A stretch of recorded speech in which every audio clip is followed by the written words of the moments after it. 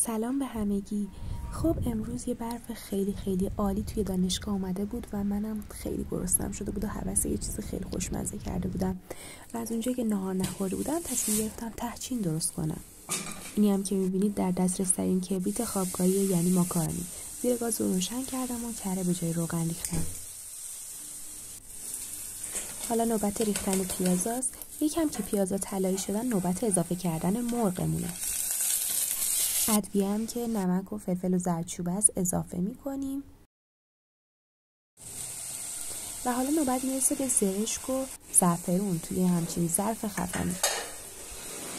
من 2 زرده تخم مرغ به همراه یه تخم مرغ کامل رو قاطی کردم. بعدش از ماست یونانی استفاده کردم، ریختم داخل تخم مرغا و بعدم نمک و فلفل و زردچوبه برای رنگش اضافه کردم.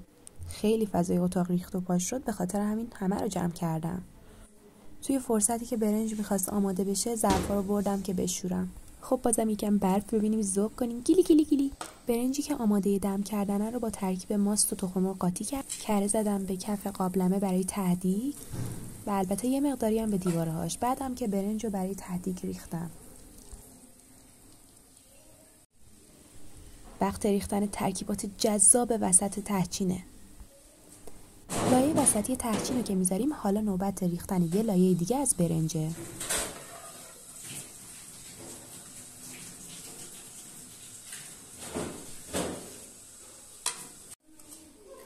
لایه آخر رو هم صاف میکنیم و در قابلمه‌مون هم میذاریم. اینم ظرفای شسته و ببین چه تهدیگی درست کرده.